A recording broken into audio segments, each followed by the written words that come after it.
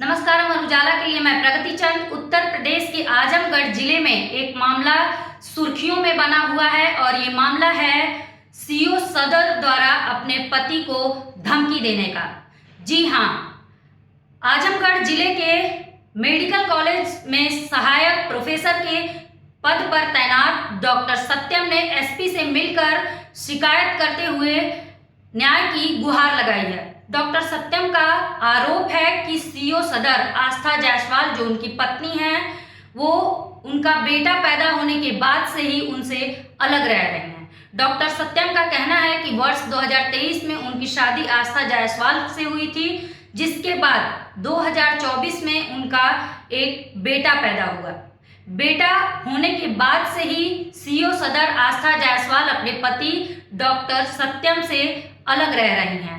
Doctor सत्यम का आरोप है कि जब भी वह अपनी पत्नी से बात करने की कोशिश करते हैं तो वो उन्हें धमकी देती हैं कि कायदे में रहोगे तो सोचूंगी वरना जेल भेज दूंगी। इस मामले को लेकर डॉक्टर सत्यम ने एसपी से मिलकर न्याय की गुहार लगाई है। उधर आस्था जायसवाल जो सीओ सदर हैं, वो इस मामले पर चुप्पी साधे हुई हैं। तो आइए डॉक्टर सत्यम से जानते हैं कि क्या है पूरा मामला और उन्होंने एसपी से क्या शिकायत की है। हुआ अब यहाँ कप्तान साहब क्या है? मेरा नाम डॉक्टर सत्यम है और मैं आजमगढ़ मेडिकल कॉलेज में एज असिस्टेंट प्रोफेसर नियुक्त हूँ और मेरी शादी जून 2023 में हुई थी। लगभग 2.5 साल हो गया। अप्रैल 2024 में बच्चा भी हुआ और बच्चा होने के जस्ट बाद मेरी पत्नी जो कि यहाँ पे सीओ हैं आस्था जायसवाल, ये यहाँ की सीओ सदर हैं। इसके पहले ये प्रयागराज में थी, जिसके बाद इनका ट्रांसफ़र आगरा हुआ था और अभी ये यहाँ पे सीओ सदर आजमगढ़। तो जैसे ही बच्चा पैदा हुआ, इनका ये कहना था कि हमें आपसे कोई मतलब नहीं है, आपके होने ना होने से हमें कोई मतलब नहीं है। उस समय इनकी मदर भी थी, इनके भाई थे। हमने कहा कि इस प्रकार से आप क्यों बोल रही हैं? हाँ, मैं आपका हस्बैंड हूँ, मैं आपके लिए ही आया हूँ, आप इस तरह से बोल रही हैं। लेकिन लोगों ने बोला, उनकी मदर और उनके भाई ने, कि आप जो है घर पे इस चीज़ को डिस्कस कर लीजिएगा। तो मैं 4 दिन के लिए मैं कहा ठीक है, घर पे जब आएंगी तो बात हो जाएगी। घर पे आते ही इनका रवैया ऐसा था कि ये लोग मिलना ही, मतलब बच्चे को अपने पिता से दूर कर देना, और मतलब इनकी माँ और आस्था अलग कमरे में चली गई। इसके बाद हमने अपने फादर को बुलाया कि भाई आप लोग आके बात करिए और चीज़ों को सुलझाइए। ये डे 1 से बात नहीं करना चाहती और इतना मैं परेशान हुआ, इतना परेशान हुआ। फिर भी सब लोगों ने बोला आप एक बार बात करिए। मैं इनसे बात करने की कोशिश की, बदतमीजी से बात करना, गाली देना, इस तरीके से ये बात करती है। ये इनका व्यवहार है। आपकी शादी तो परिवार के सहमति से हुआ होगा? बिल्कुल, ये एक अरेंज मैरिज थी, एक अरेंज मैरिज थी। इसके बाद हमारे पिता ने इनके फादर को कॉल किया, सारी चीज़ें बताई, तो इन्होंने साफ साफ कहा कि हमने शादी कर दी है बिटिया की, हमें कोई मतलब नहीं है, इस मैटर में लड़की ही डिसीजन लेगी। मतलब ये ऐसा बयान था जैसे, मतलब मैं खुद शॉक हो गया कि मतलब एक पिता कैसे बोल सकता है। आस्था जी का अब क्या कहना है उनका? अब क्या कहना है कि अब इनके घर वालों ने 2-3 महीने का समय मांगा था डिलीवरी के बाद से। हमने 4-5 महीने का समय दिया। जाने का क्या रीज़न हो सकता है? जब हमने पूछा कि आप कैसे घर चलेंगी, इनकी कभी विदाई हुई नहीं, ये विदाई कराना नहीं चाहती, हर समय एक्सक्यूज़ दे देती थी। तो इन्होंने बोला कि मतलब हर समय कोई ना कोई एक्सक्यूज़, ठीक है। उसके बाद हमने पूछा कि कैसे चीज़ें ठीक होंगी, घर चलो।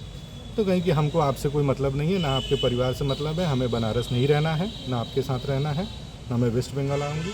और काफ़ी मतलब बुरे तरीके से इन्होंने बोला कि अगर तुम करके इन्होंने संबोधन किया कि अगर तुम चाहते हो कायदे में रहोगे हमारे साथ तो फिर मैं सोचूंगी। इस तरह इनका बयान था। इसके बाद मैं बहुत परेशान हुआ। ये सब परेशान होने के बाद मैंने इनके भाई को इस चीज़ के बारे में बताया और साथ ही साथ इनसे फ़ोन पे बात करते समय इन्होंने बोला कि तुम क्या समझते हो, हाँ जेल जाना चाहते हो। मतलब एक पुलिस वाले होने के नाते इन्होंने ये तक धमकी दे डाली कि मतलब जेल जाना चाहते हो। बताइए, आपके ससुराल पक्ष वालों का एक कहना था, आस्था का कहना था, आस्था खुद बात की थी। आपके ससुराल पक्ष वाले जो आपके father in law mother in law का क्या कहना है इस पे?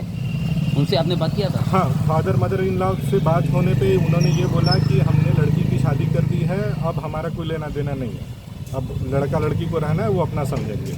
मतलब ये ऐसा हुआ कि जैसे कोई लव मैरिज किया है, कोई भाग के शादी किया, उस तरह का स्टेटमेंट था। अभी आप क्या चाहते हैं?